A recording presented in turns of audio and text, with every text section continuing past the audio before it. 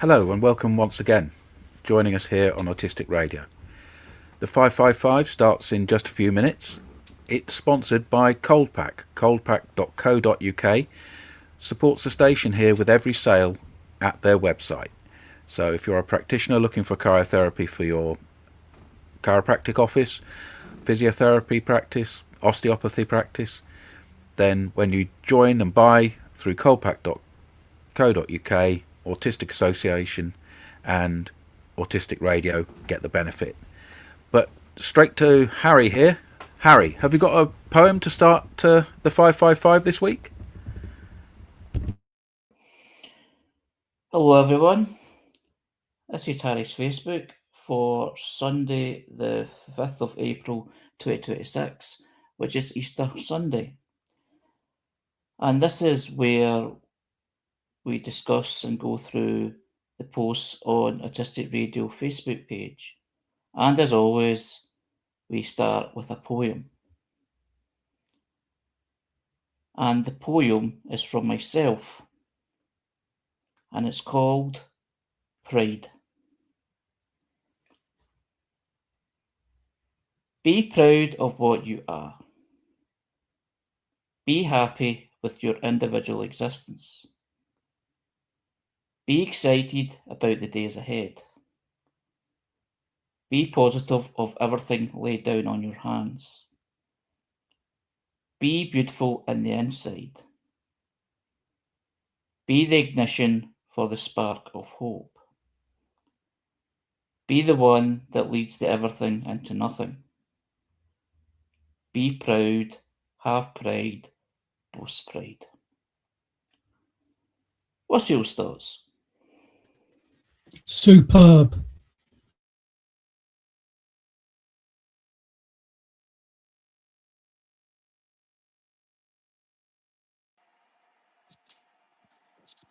I feel very uplifted. And I like how you started each line with be kind of existential and then in a really, really strong, positive way and sincere, not very from the heart, you know?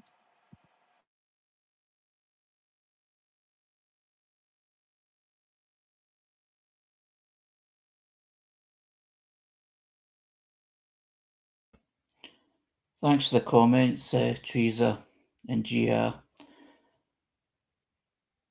It took me a bit of time to share a poem for myself because I wasn't sure if I still had it written down or typed down somewhere. So I was actually going to make a new one because I haven't done poem in a long time. I think it's because what I used to do years ago is before internet and I only had 4 channels. I had more time to think.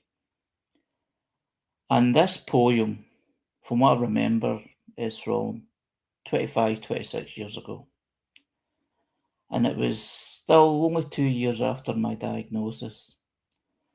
And I was giving myself a hard time, or I was feeling down.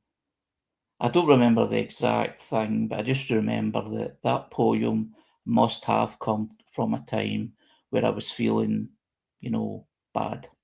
And it was more of a kind of uplifting message to self and to share to others as well about being proud of who you are. Because we know our society can be, and sometimes ourselves can be, self loathing, self deprecating, just even if you make a small mistake. So sometimes that sort of those words coming out your mind, putting down on paper, putting down on a computer, sharing a voice, it's, even now, it feels such a buzz just sharing that tonight.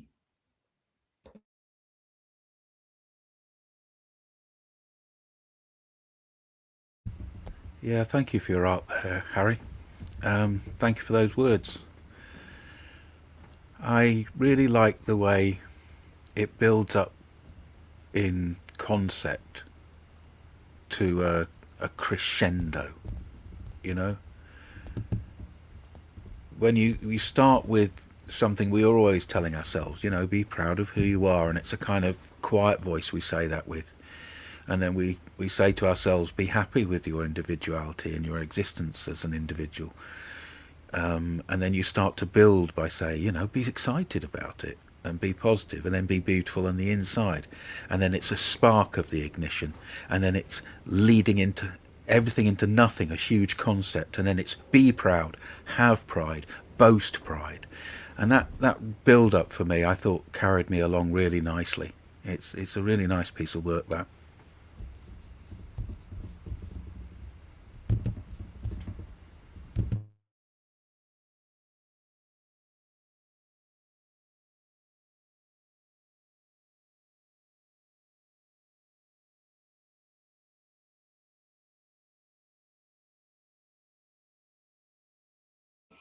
Yeah, thanks for your comments, Jules.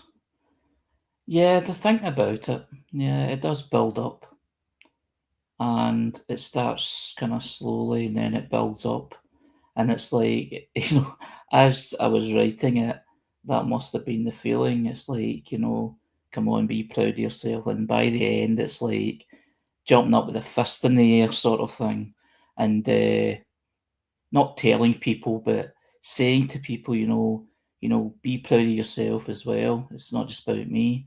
So yeah, it's just interesting just to share that poem after so long. Yeah. So long is right. It's 26 years ago. So this is a retrospective, isn't it? We're looking back at what you said 26 years ago when you were a young man. And you were fairly newly dealing with the idea of autism. You know, you'd had a few years at it, but it feels to me as though this was a young man who had got a little bit beyond that, was now standing up, reaching out, standing tall, and put that into his poetry, and that feels really nice, you know, because you're no longer that 20 something, you are the 40 something.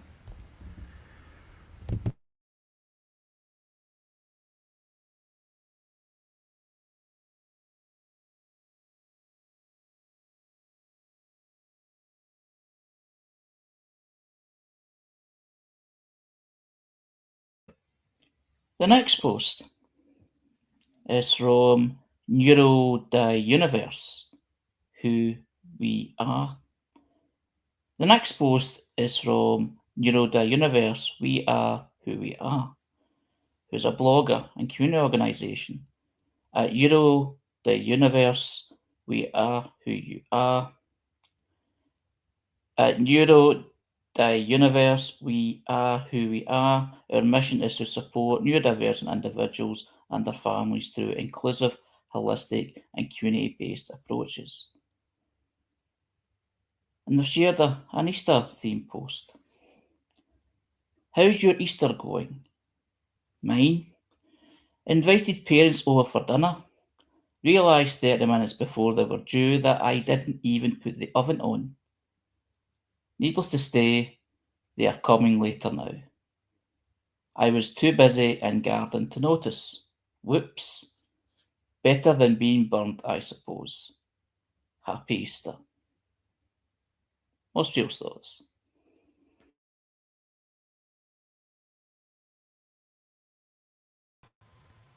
It was snowing here at lunchtime.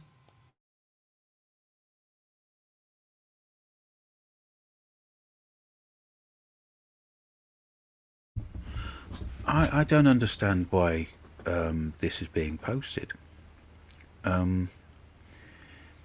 Is it self-deprecating humour?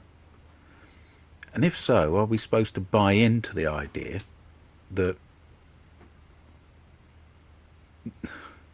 it's normal for us to, as autistic people, to forget that we had our parents coming around for an enormous appointment, a meal, and we didn't get on with it and do it and plan it and make it happen? I don't I don't get really what the point is of putting your failure out there and showing off about it. It makes no sense to be in the mood I am at the moment. Maybe somebody can explain it to me in a different mood.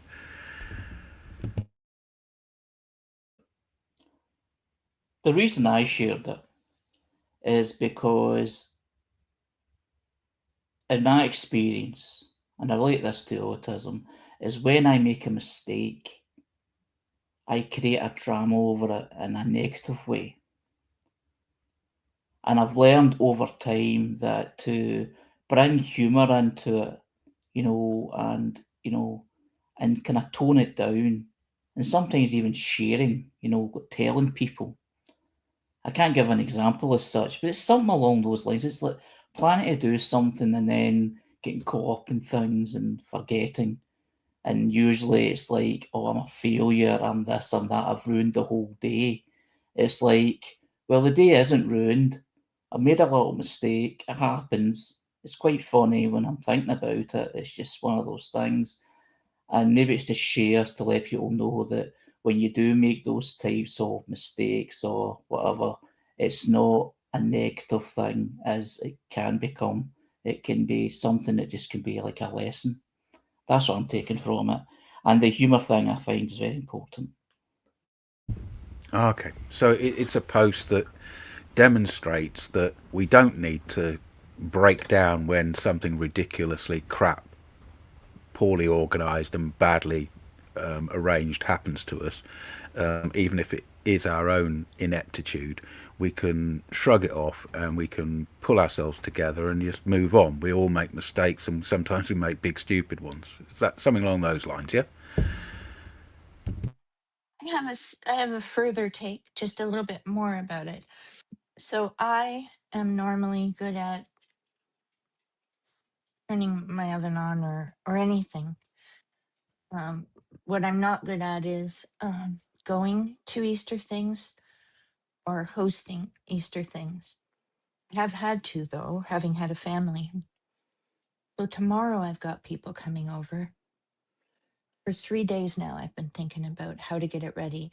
And it's like my mind is having a block. Usually I know what goes with this meal. Do you know what I mean? But I'm like frozen. Like normally it takes nothing, no effort. I put meals together all the time. I can't cancel, of course. And so I guess maybe this person is trying not to get worked up. I don't think I would be able to say whoops. I think I get really, really, really worked up about things like this. Okay, so this is demonstrating a skill and a technique and a way of thinking to get our heads round it so we don't beat ourselves up, yeah?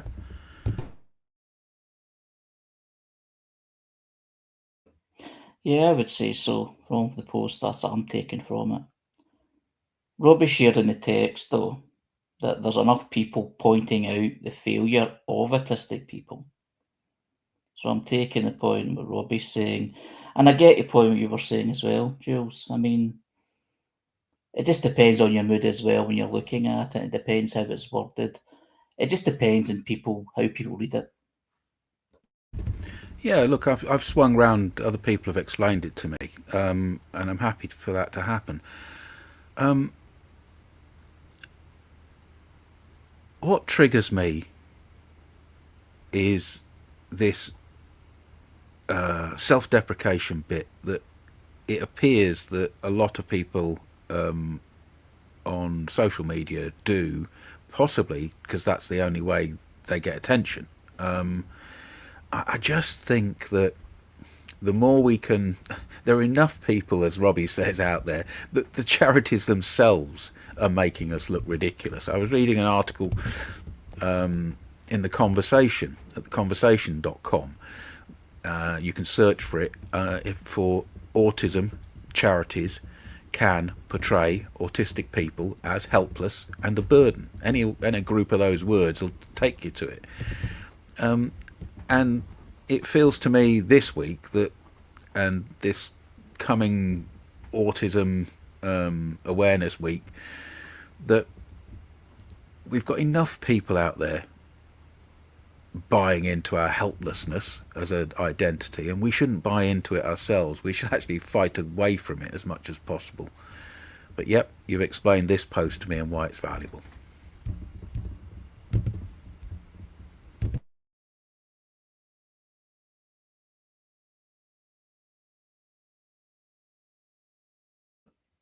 The next post is from Spectrum Coffee, who are a coffee shop and cake shop, driven by a passion for the coffee and commitment to social change. Spectrum Coffee, community interest company. And they shared the following, and it's called "It Costs Nothing to Be Polite." It's a shame that this is something that needs to be addressed, but it's important.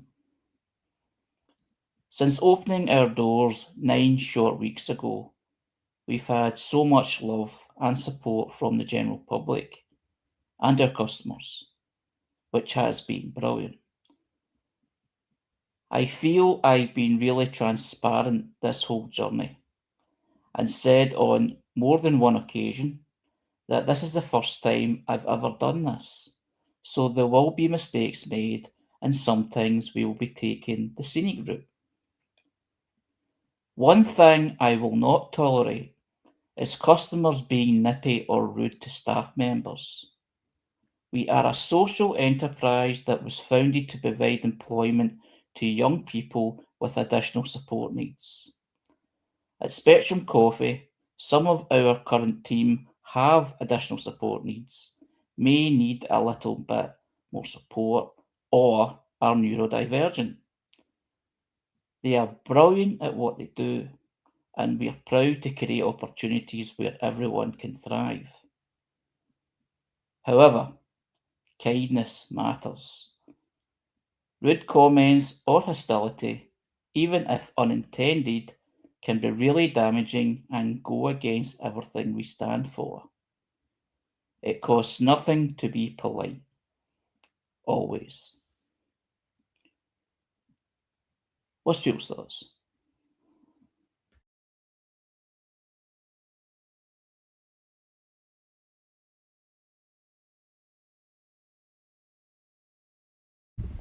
Well, I've worked with customers at front of house and in telephone conversations all my life, and this is a really difficult one because it's a service industry, it's a coffee shop, and it's also a social enterprise. So it's trying to do two things at the same time that are often in opposition to itself. Because part of being in business is to allow a very large latitude on the way people communicate with you as customers. And they expect it. They expect to be able to be relatively quick offhand, look at their phone while they're talking to you, while they're asking you to do things. All kinds of rudenesses are expected as right by different customers, and different customers have different versions of it. So they're going to have to be a bit careful here, the balance.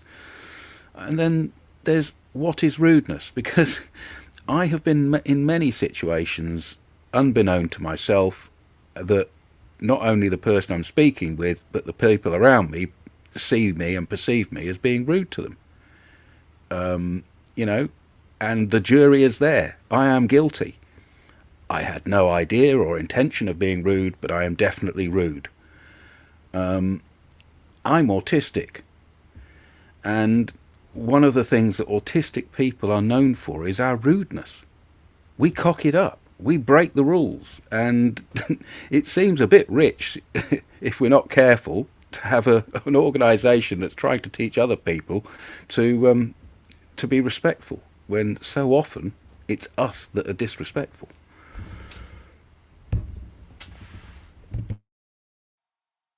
I was going to say something like that too.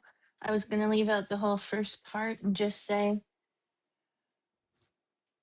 I can end up being rude. I don't make always make eye contact in a place like that. And sometimes if I'm having a really bad day, one little thing about the transaction might really set me off. So, I don't know. I feel maybe like this person who started the business is feeling very protective. Yeah. To provide a kind of scenario on this, the Spectrum Coffee was founded by a parent of an autistic child who's going into adulthood and has a passion to create this social space because they felt that the child, I don't like saying, I don't know, I can't remember if it's a son or daughter. They have been interviewed, and it was really interesting stuff they were talking about, and it's a good perspective.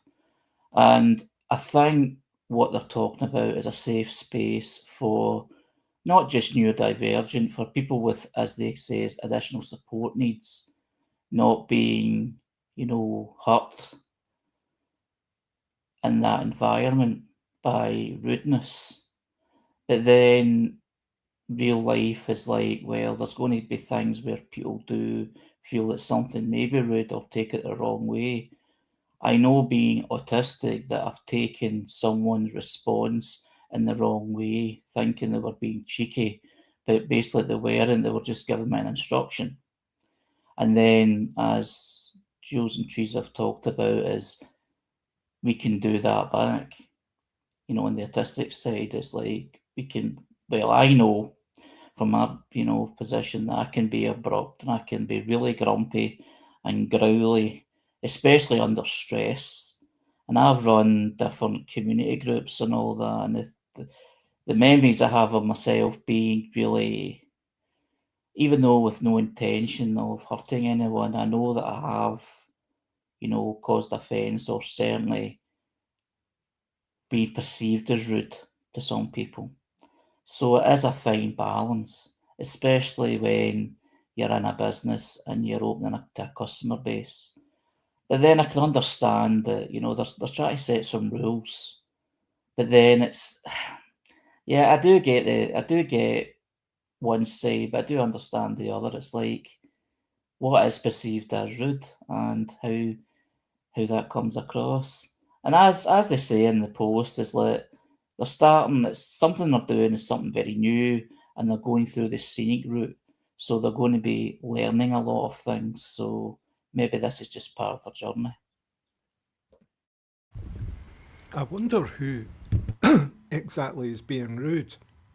Is it the general public who are the customers? Because I take it from the description that's what the customer's base is. General public, no restrictions. Whereas the staff are the people who perhaps have the, what was the phrase? Needs. Support needs. So I'm just wondering about who they're serving and who's doing the serving. Yeah, I think the basic idea is that there are people who are being employed who are neurodivergent who might otherwise in other situations might not be given a job because of the way we behave, act, etc., discrimination against us. So, not your average chatty person who normally works in a coffee shop. And what I suppose I'm seeing here is that this is a staff post to their own staff. They are making it clear to their own staff that this is what we set out, this is our ethos, we won't let people abuse you, and we will take it all very seriously, and we thought about it, and we've set it out as nicely as we can. So there's that to it. It's messaging to the troops. Well, that's what it would be in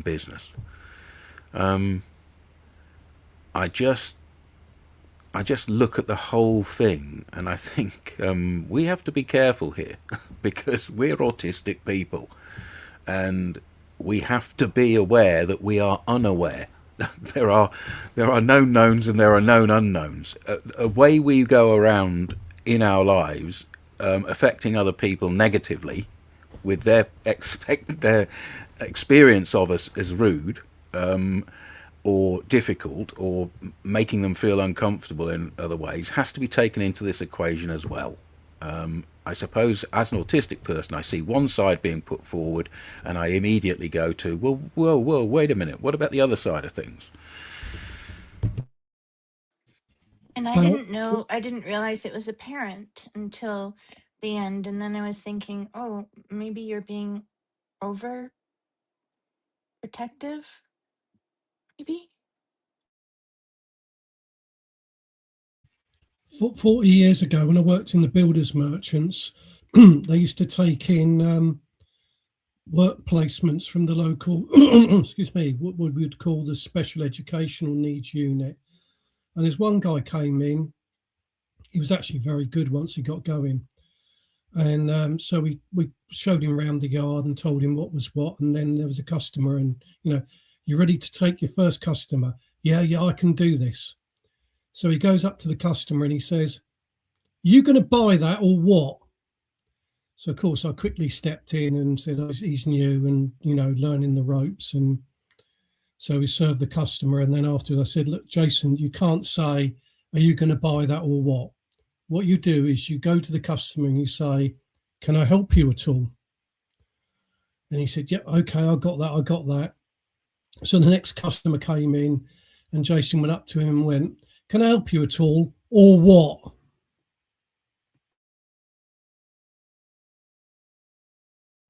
I am laughing. One can't break old habits easily, It's I like that. I mean, why should anybody be anything else? I mean, these rules.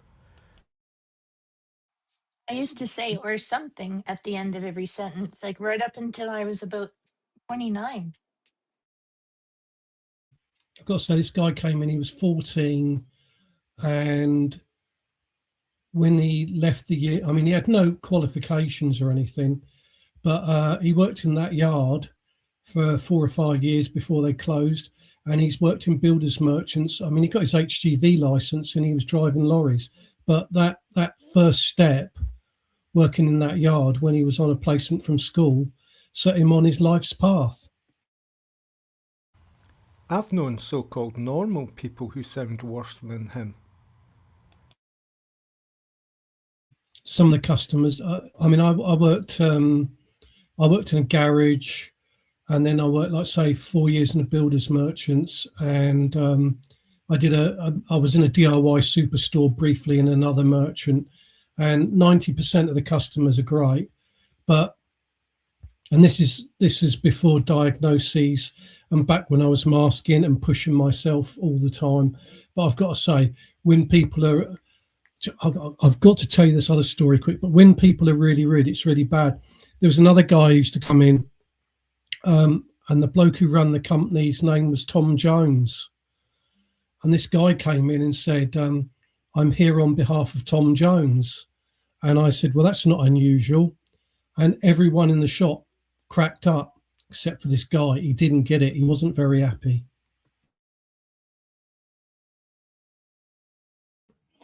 Robbie shared in the text that what is considered rude or not is often a matter of opinion. Yeah, that was. I'm kind of laughing at your story there, Gia. I was just thinking of a new business idea. Why not have a store or a coffee shop or a retail space where they treat you with rudeness, because some people are just too much, too nice. And it's like, no, please, I don't need your really nice help.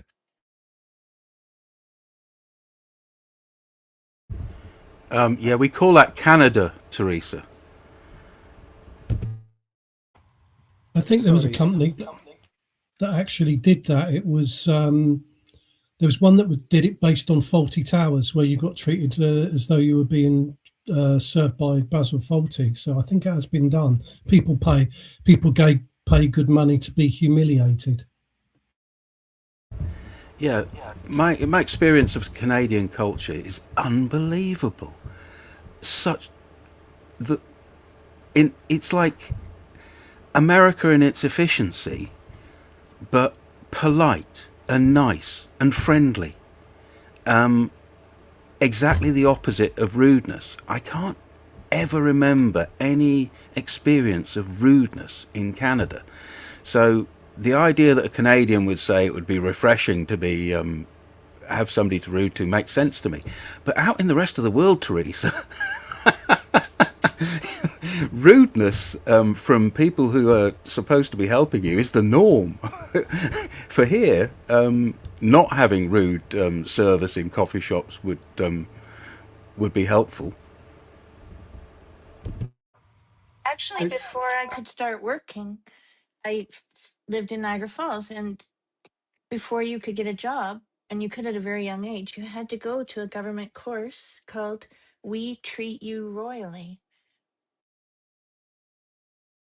Well, it works. Sorry, I can't see if anybody's talking or not, right? So I don't know when to get in.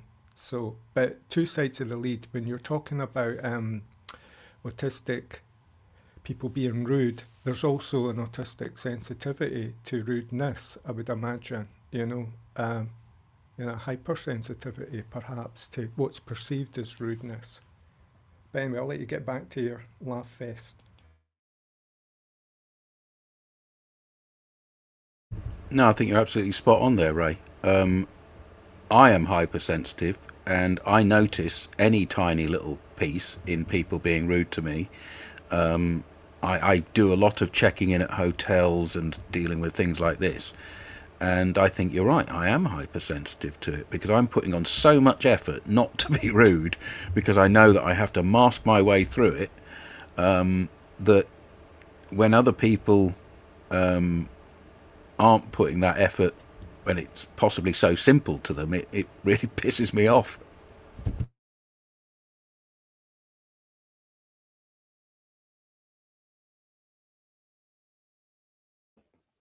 Yeah, I can see people are struggling a bit with the mic thing. What I try to do is, if you can't see the mic, is just give a couple of seconds. But then again, if you're wanting to say something, you don't want to forget. So, but don't feel bad if we talk over each other. It can be, as long as there's an apology, it's fine. As long as we try not to do it. But you know what I mean? It's just one of those things where we're trying to be comfortable with ourselves, but we don't want to tell people to be quiet either. But don't be down about it.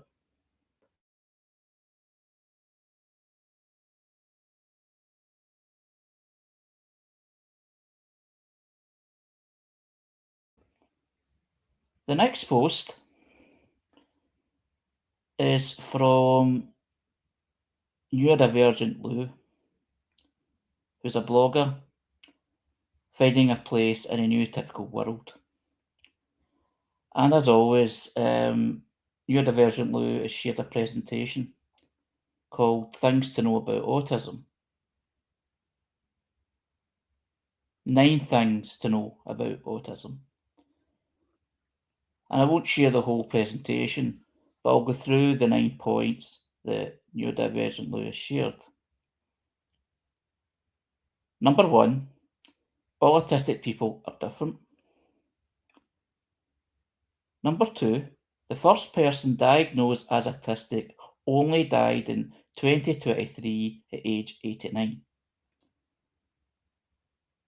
Number 3, please try and understand why we stim. Number 4, far too many autistic children and young people, the education system is traumatic. Number 5, communication is a two-way process. Number 6, autistic people need more representation.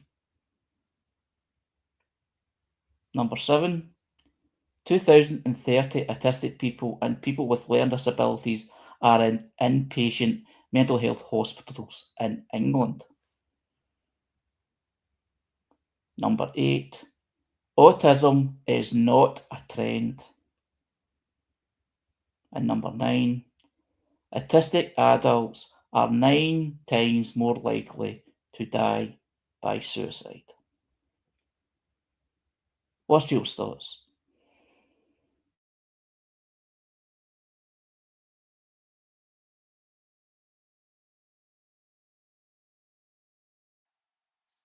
Well, when that list started, I was really thinking it was going to be just the things we normally hear. And it got really heavy.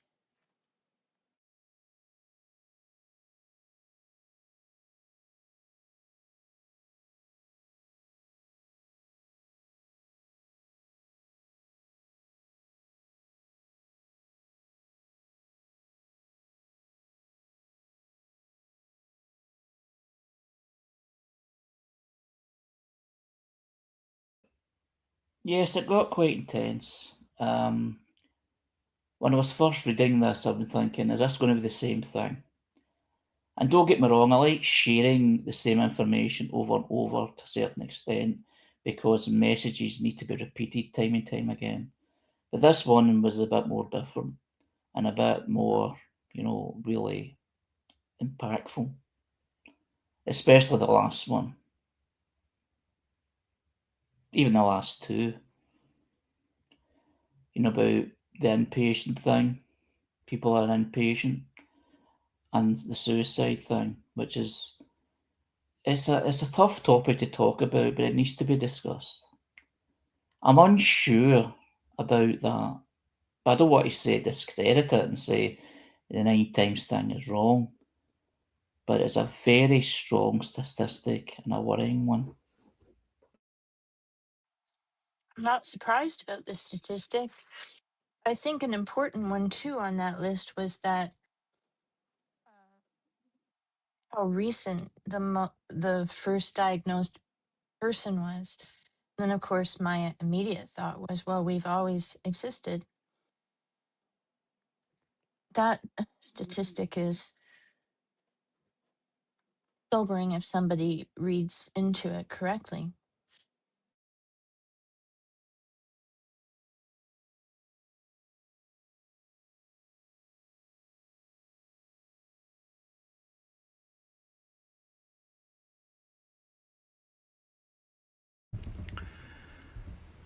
I don't doubt the validity of illustrating these things, whether the statistics are perfect or not.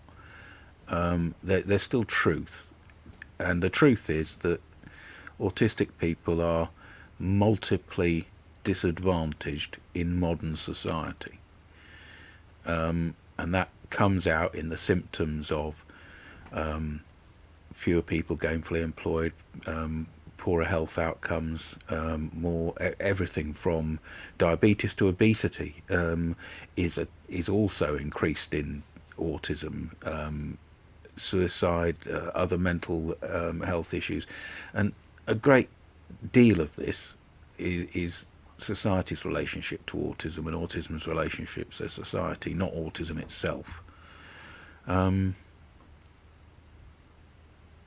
Just putting it out like that probably won't have a lot of effect on change, but it's sobering.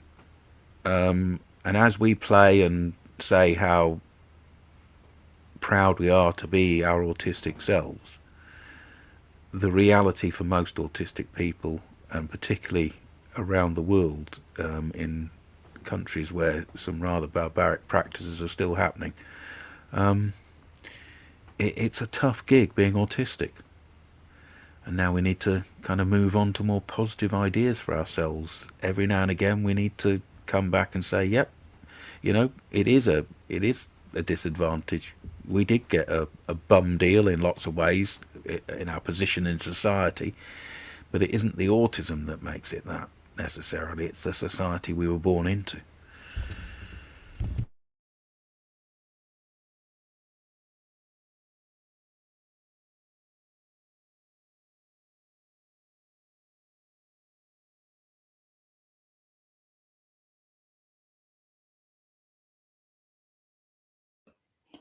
The next post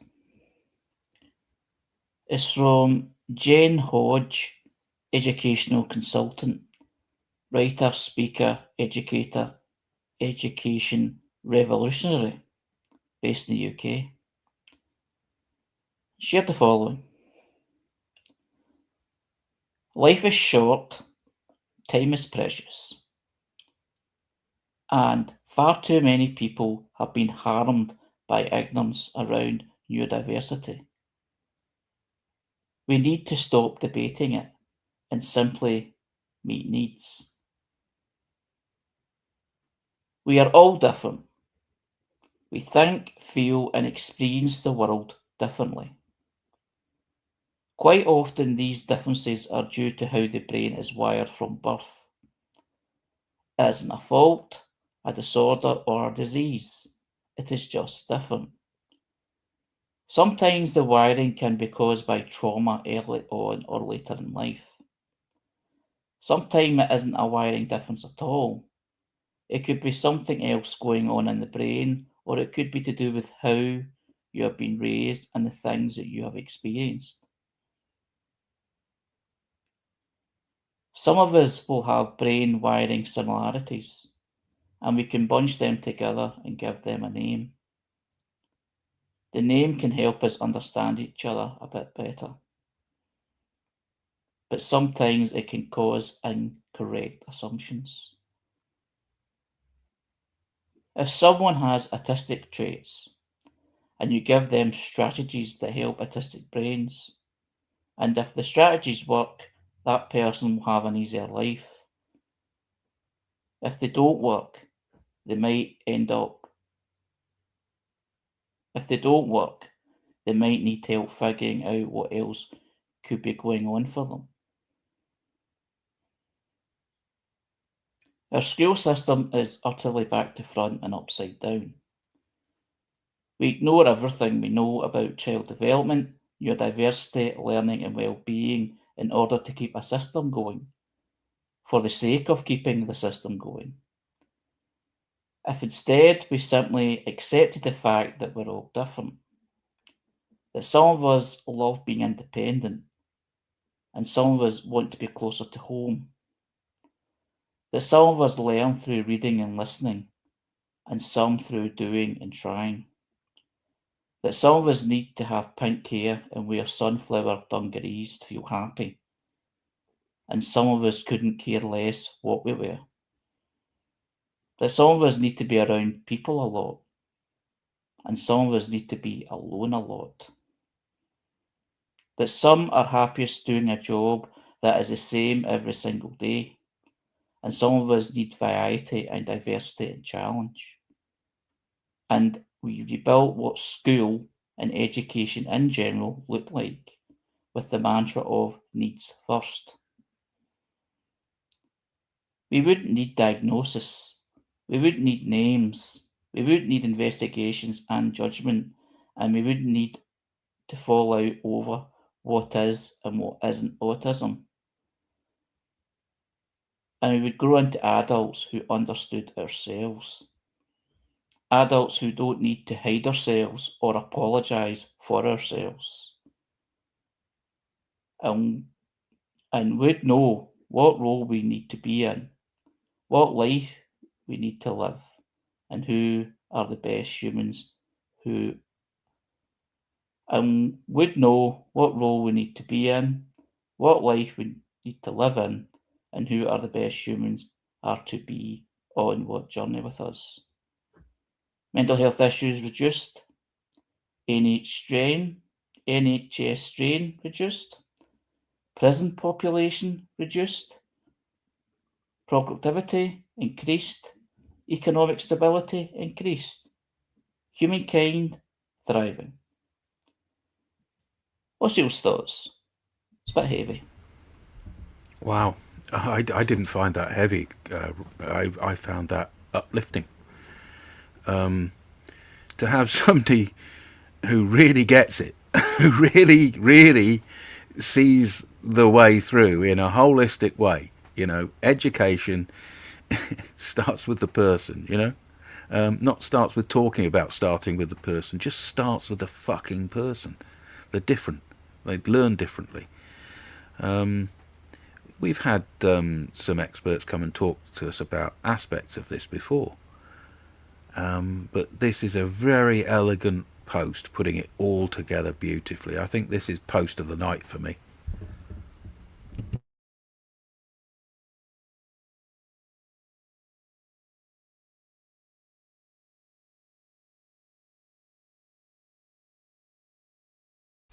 I agree.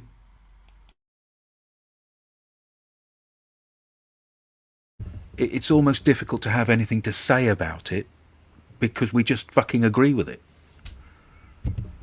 It's also, if I had a library of this subject, this would be in that library as reference.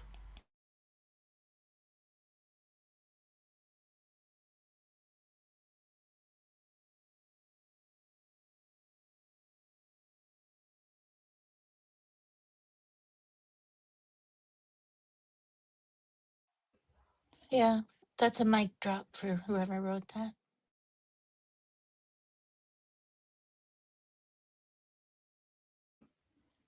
The next post is from But We're All a Little Autistic, Aren't We? Which is a personal blog, product and service. New book, We're All a Little Bit Autistic, Aren't We? The collective works of Emma Dalmain. And they've shared an event. Autistic Pride and Craft Fair, July the 11th, 2026, from 12 noon to 4 p.m. Spectrum Tattoos will be tattooing there, with tattooists Vix and Little Red, gorgeous little quick designs. Come along and buy bespoke gifts from crafters including art, ornaments, sensory goods, books, jewellery, candles, signs, patches, ornaments and more. There will be authors selling their books who will be happy to sign them for you. Come and hear from speakers and poets as they share their lived experiences from 1:30 to 3:30 p.m. The speakers are the following: Erin Ekins, David Gray Hammond, Neurohub Community Limited, Ed Shearer, Dean Beadle Speaker, William Vanderpoy, Masha Martin, and Georgia D. Gidlow. It'll be at the Charlton Assembly Rooms, the Village in London, with Neurodivergent Joy, David Gray Hammond, Neuro Community Limited, and Dean Beadle Speaker as the hosts. What's your thoughts?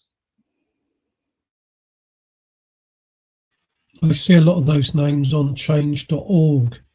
Over the years, they've posted loads of stuff and set up this thing called NeuroHub, but I've not really gone into it.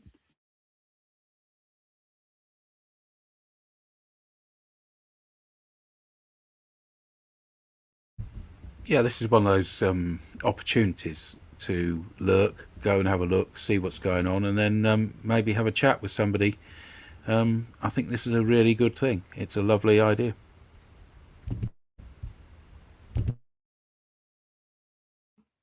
Yeah, we've shared some of the speakers' work on our Facebook page, and we've kind of talked about some of the work as well. So I'd say it's well worth looking if you're down that way.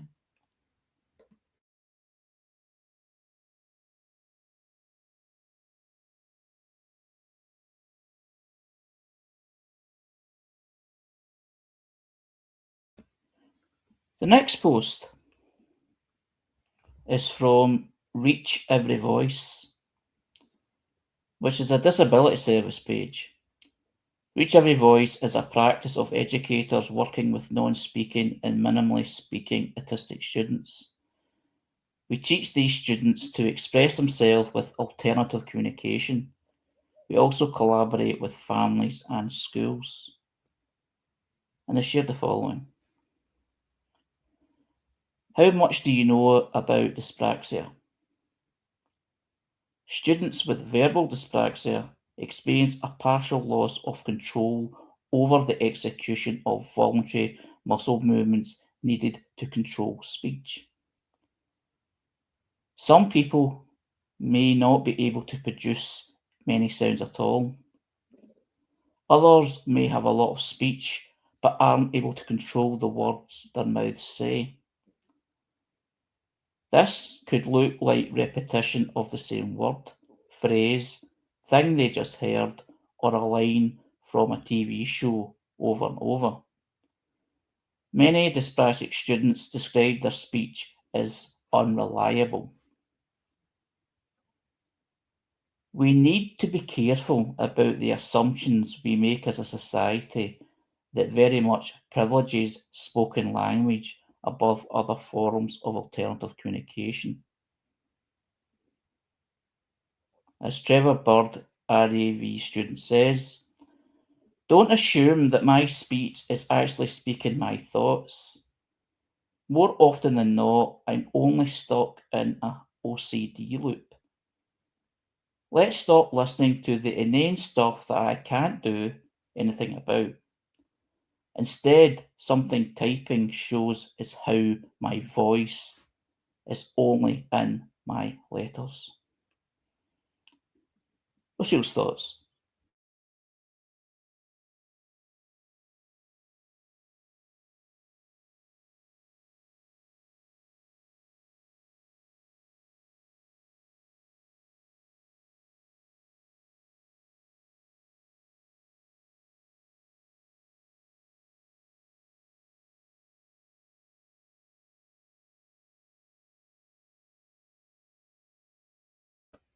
What's the term that's used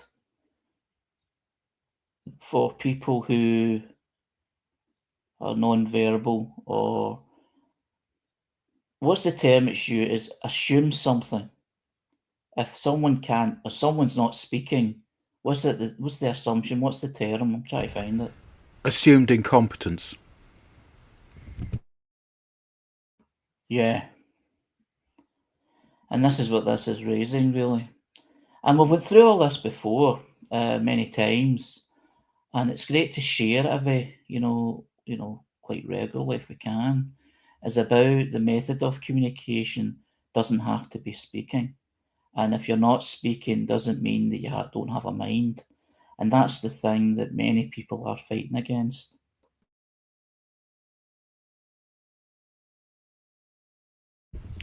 Yeah, and it to some extent it affects all human beings and all autistic people. This hybrid communication.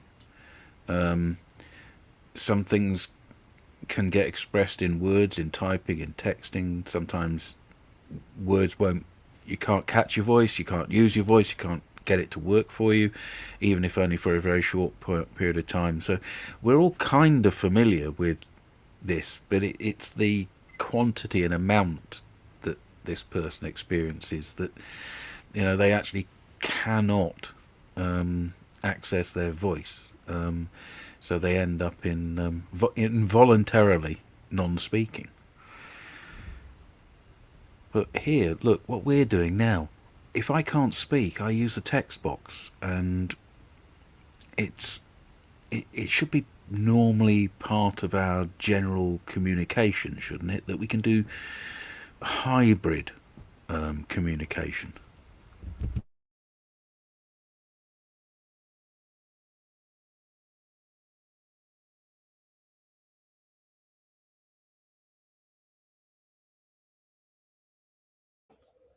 Yes, totally agree.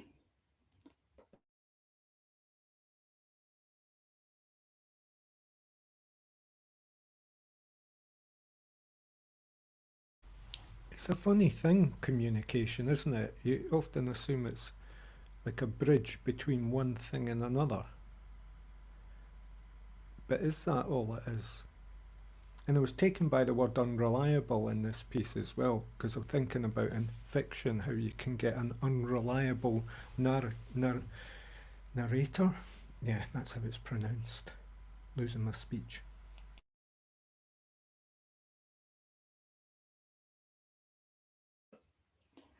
it's sometimes about having a choice.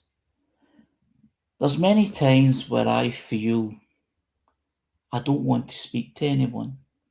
I don't feel like speaking. So what I do is I text. There's limitations in that, because if you want to say a lot, it's got to be a lot of texting, but there's ways of doing it. But it's good to have that choice. But for people who use that method, it should be respected that that's how they communicate. It's always an interesting one. And this is all text and words, language. If you're in a space with other people, just because you don't say anything in words or write anything in words, does that mean you're not able to communicate or want to communicate? And so I think we live in a world that's forgotten how to do that.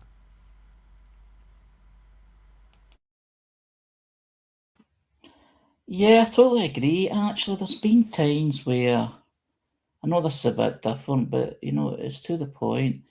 It's like you're amongst people who are talking and they feel there's the need to talk, even though there's nothing to say. So there's this assumption is if you don't talk, you're not thinking, you're not with it, which is totally wrong. But yeah, that's what you're up against in general society, I feel. Can you remember in your youth, Harry, when you would maybe meet someone or encounter someone and they just throw a ball at you and then you start playing together with a ball? Was anything said? I don't recall that. Yeah, I can recall things like that and that kind of communication, Ray.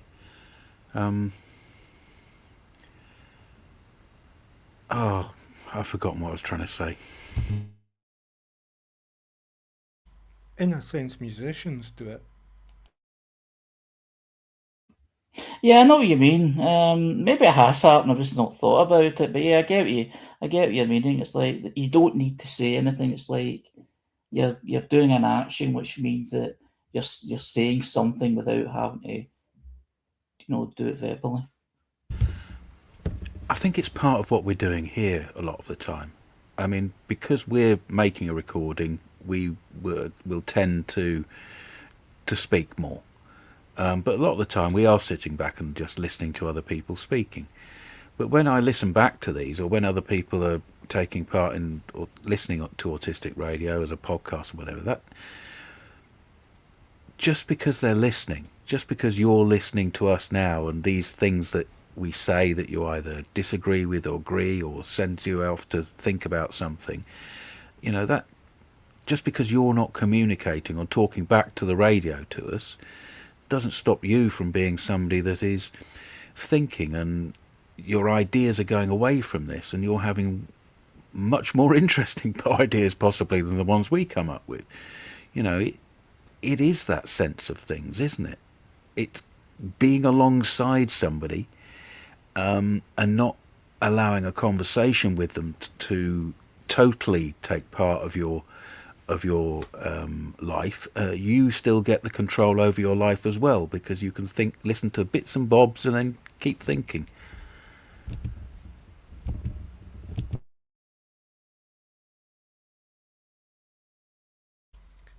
I'm going to say it, even thinking to a certain extent is overrated.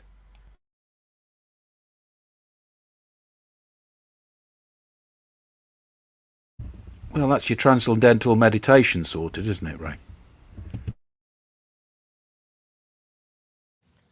I don't think thinking's overrated. It's a lot of the reason I'm quiet when I'm quiet.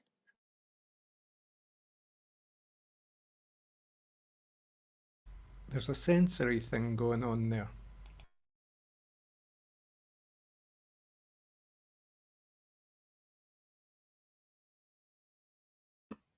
Yeah, I wouldn't say thinking is overrated. I would say overthinking is overrated. Something that I tend to do, but I enjoy thinking. In fact, when I talk about, you know, the one time where I felt forced to speak in a room, now when I go somewhere, I don't feel forced to speak. I'm actually thinking about where I am and if I'm going to say something, or just thinking in terms of enjoying where I am, or maybe not where I am, enjoying it, but not feeling that I need to say anything. So yeah, I like the thinking. I really enjoy thinking most of the time.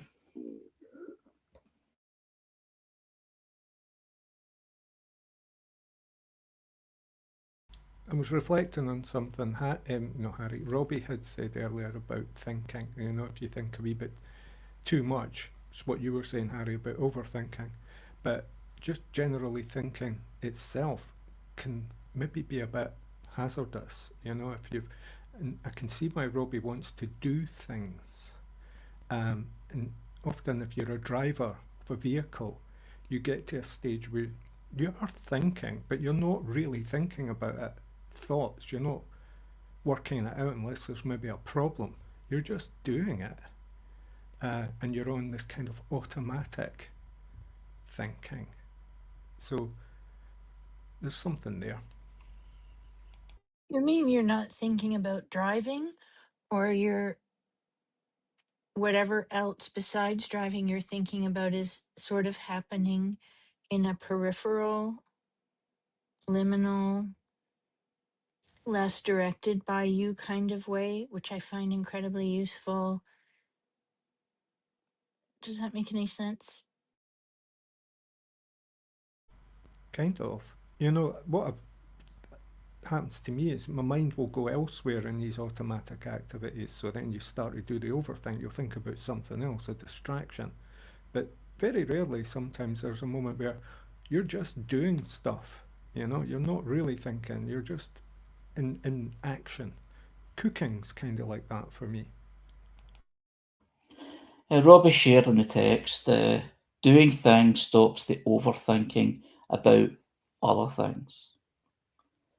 And we come to the end of the discussion tonight. Thanks everyone once again for taking part. It was really good tonight. Really enjoyed it as always. So this is Harry's Facebook for Sunday, the 5th of April 2026, which is part of the Spectrum Voices Conversation, which is every Sunday, 5:55 p.m. to 7 p.m. UK time. I look forward to next time. Thanks again. See you next week.